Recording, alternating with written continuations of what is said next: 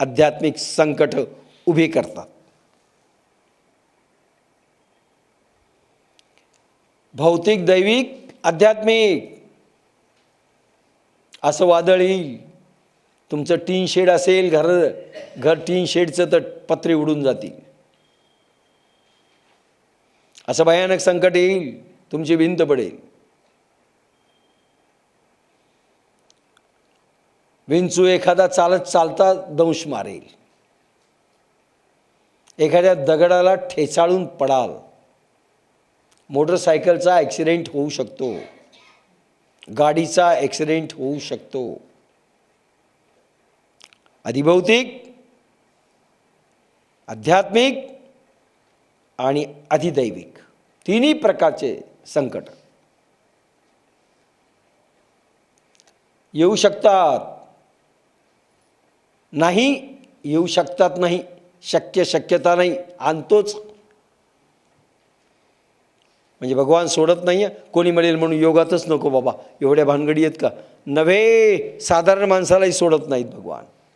का तुमचा जन्म याच्याकरता दिलेला आहे आणि ह्या जन्माचा सदुपयोग तुम्ही जर नाही केला,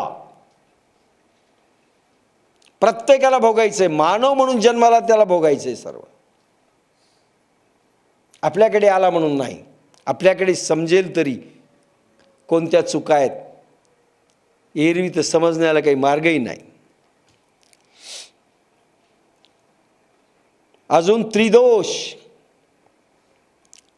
त्रिगुणजन्य दोष. त्रिदोष वात पित्त कफ. अशी सर्दी वाढते, कफ वाढतो, कोलेस्ट्रॉल वाढतो, हार्ट अटॅकचे चान्सेस येतात, सायटिका होतो, अन्न पचत नाही, पित्तदाह होतो, काहीही होतात, रोग भोग निर्माण होतात. त्रिदोष वात पित्त कफ वाढू शकतो.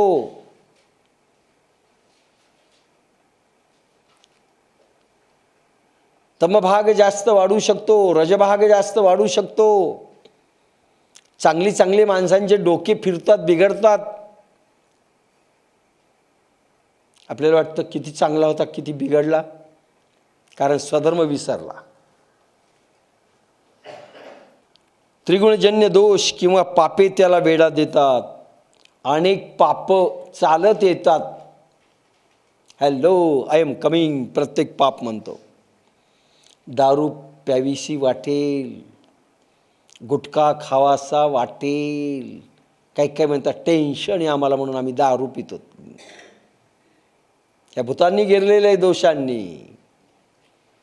गुटखा खायला लावील, मटका खेळायला लावील, रम्मी खेळायला लावील संपत्ती हरवण्याकरता. हे सगळे दोष. कनककांता कीर्तीच्या मागे लागेल.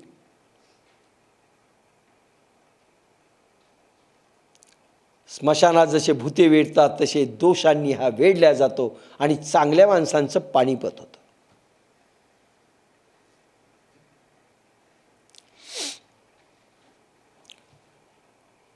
हे झालं वैयक्तिक माणसाचं. समाजाने संपूर्ण दोष केला तर समाजाला देखील भोगावं लागतं. का देश आमचा बेकारी राहिला? का एका काळी स्वर्णमय, सोन्याचा धूर, सोने की चिडिया असणारा हा देश भारत, का अन्न पाणी आणि वस्त्रांनी महागला? का दैवी शक्तीच्या संपन्न असणाऱ्या सत्पुरुषांनी, सिद्धपुरुषांनी भक्तांना ट्रान्समिशन ऑफ पॉवरद्वारे शक्तिपात करून कुंडलिनी जागृत केली नाही? का झालं या देशात? का सगळ्यांना तडाखे भोगावे लागतात? कधी सायक्लॉन येतं, कधी अर्थक्वेक येतं, वादळं येतात, भूकंप होतात. का? आमच्या राष्ट्रावर ते अवकृपा भगवंताची का? समाजाला भोगावं लागतं, संस्कृतीला भोगावं लागतं, देशाला भोगावं लागतं, पारतंत्र्यापर्यंत जावं लागतं. आणि गेलोय आम्ही का? ज्या ज्या काळात ह्या देशांनी साधना भाग विसरले, सामूहिक रीतीनं राष्ट्राला भोगावं लागलंय. राजर्षियोग देशातला संपला, येईल त्यावेळेस मी सांगेल हा भाग. राष्ट्रांचे तुकडे पडले. 3 खंडांचा देश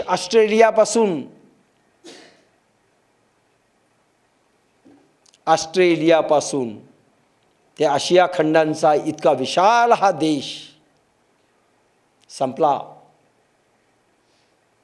ज्या वेळेस सामूहिक रीतीनं आणि वैयक्तिक जीवनात आम्ही स्वधर्माला तिलांजली दिली, त्यावेळेस देवाने या देशावरती अवकृपा केली.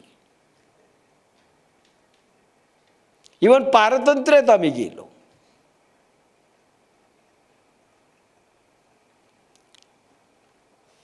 आजही राष्ट्रावरती अवकृपाच आहे, अवकृपाच.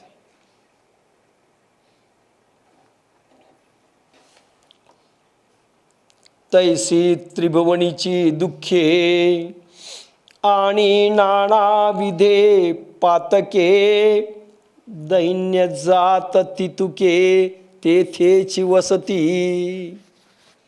तैसी त्रिभुवनीची दुःखे, तसेच त्रिभुवनातील सर्व दुःखे आणि अनंत प्रकारची पापे व सर्व तऱ्हेची दैन्ये त्याच्या जवळ येऊन राहतात. टिपा.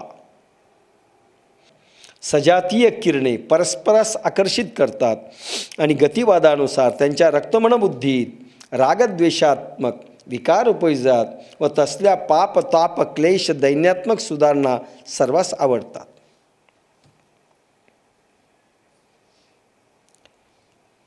पाप जर आपल्यामध्ये घुसली तर पापी किरणे निघतील. गामा थिटा विटा ह्या लहरी निघतील. ही किरण संपदा निघेल. अल्फा किरण निघणार नाही. दैवी किरण म्हणजे अल्फा किरण निघणार नाहीत. याचा परिणाम काय? संगती संगदोष. 10 पाप्यांमध्ये एक चांगला माणूस जरी राहत असेल तो बिघडू शकतो, तो बिघडू शकतो. हे किरणांचं महत्व आहे. तैसी त्रिभुवनीची दुःखे, सजातीय किरण एकमेकास आकर्षित करतात. वाईट माणसं म्हणून पहा, सज्जन माणसांचे दोस्ताने फार कमी येतं. सज्जनाच्या गँग्स कमी आहेत, पण गुंडांच्या गोल्डन गँग, सिल्वर गँग, डायमंड गँग, माफिया गँग, गुटखा गँग,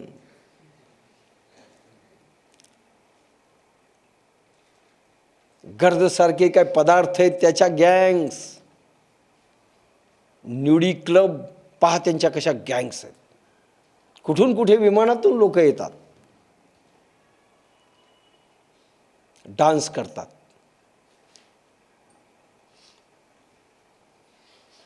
आणि आपल्याकडे आपण एक साधक दुसऱ्या साधकाच्या इथं जाईल तर फार मुश्किल नाही जाणार.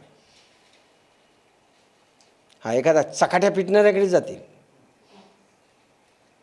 सज्जन सज्जनाकडे जाणं फार मुश्किल आहे. पत्ते खेळणारे रम्मी प्लेयर पहा, फार दोस्ताना असतो त्यांचा. आपले दोस्तानीच कमी.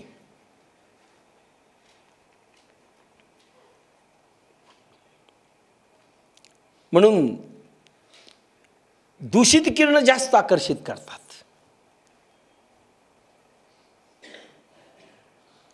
तसेच त्रिभुवनातील सर्व दुःखे आणि अनंत प्रकारची पापे.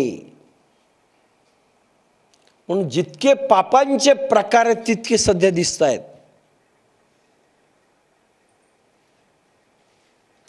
मुलं मुलींच्या बिघडण्यापासून माणसांच्या बिघडण्यापर्यंत साधू संत देखील बिघडायला लागलेत. तर बाकीचा समाज तर फार कठीण झाला आहे आता, फार कठीण आहे. याचं कारण आम्ही स्वधर्म विसरलो. ह्या देशात साधू संत ज्या दिवशी स्वधर्म विसरतात त्या दिवशी समाजाला देखील भोगावं लागतं. आणि पहिले कोणी स्वधर्म विसरले असतील ते साधू संत.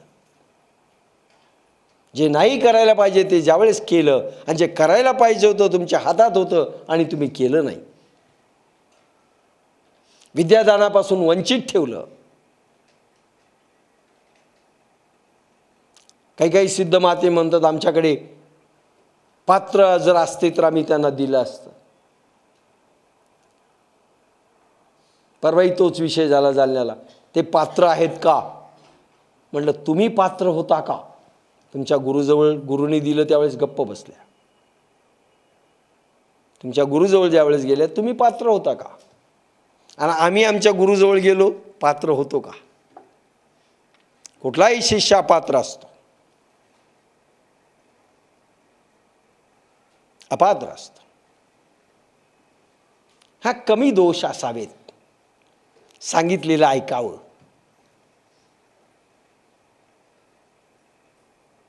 पण पात्र असतोच असं नाही. पात्र असताना 1 तास पूर्ण व्हायला. अर्जुनाचे पाती 1 तास पुरे.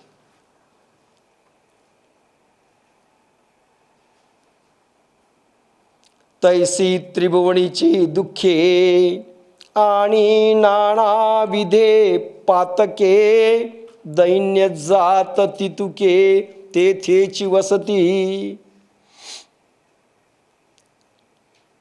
दैन्य सगळं जितक्या प्रकारची दयनीय अवस्था आणि दैन्य अवस्था, भिकारचोट अवस्था यांना देतो. राजयाची कांता काय भीक मागे. राजाची पत्नी, भगवंताचा भक्त म्हणजे राजाची पत्नी आहे, महाराणी आहे, सम्राज्ञी आहे. त्या सम्राज्ञीनं ज्यावेळेस भीक मागावा अशी स्थिती येते, कुठेतरी चूक झालेली आहे लक्षात घ्या असं भगवान सांगतात. भक्त जर असाल मी तुम्हाला भीक मागू देणार नाही, पण भीक मागत असाल तर तुम्ही चुकलेलात, भले पहिल्या जन्मात चुकोत की किंवा ह्या जन्मात तुम्ही चुका करत. काही पहिल्या जन्माच्या चुका भोगाव्या लागणार आहे. जरी तुम्ही संत म्हणून आलेला असाल तरी.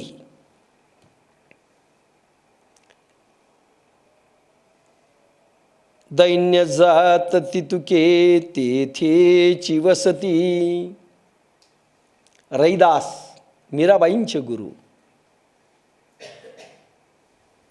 कोणत्या कुळात जन्म झाला?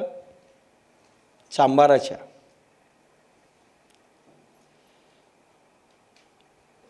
चांबाराच्या कुळात जन्म होऊन जोडे विणण्याचं काम होतं. पण सांगतो त्याचं कारण पूर्वजन्म. पूर्वजन्मामध्ये महान संत असताना, साधक असताना ब्राह्मणांचा अपमान केला.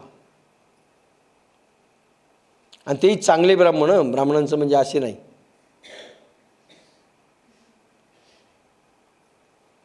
संतांचा अपमान केला आणि त्यांनी श्राप दिला, तू आता अशा जन्मात जाशील की निकृष्ट योनीमध्ये तू जन्म घेशील. रैदास म्हणून यावं लागलं. संत पण कमी झालं नाही, पण चूक केली भोगावी लागली. कोणत्याही जन्मात करा भोगावं लागणार. निदान ह्या जन्मात तर आपल्या हातात आहे, पण ह्या जन्मात आमच्या असंख्य चुका असतात. क्षणोक्षणी हाची करावा विचार, उतरावया पार भवसिंधू भवसिंधूमधून उतरण्याकरिता क्षणोक्षणी स्वधर्मापासून आम्ही विभक्त होतो इतका क्षणाक्षणाला विचार करा. हे दोष आलेत, हे पाप आलेत, याचे कारण आम्ही विभक्त तर होत नाही आहेत, कुठे चूक तर केली नाही. प्रत्येक क्षणाला तुकाराम म्हणतात, प्रत्येक क्षणाला.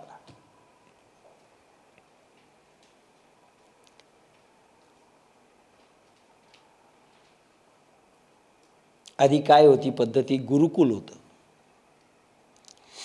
गुरुकुलामध्ये 10-12 वर्षपर्यंत पोरांना 12 वर्षपर्यंत आई वडील भेटायला देखील जाऊ शकत नव्हते, भलेही राजपुत्र असो. आताच्यासारखं नाही आहे. Hello mummy papa, Sunday come here. No.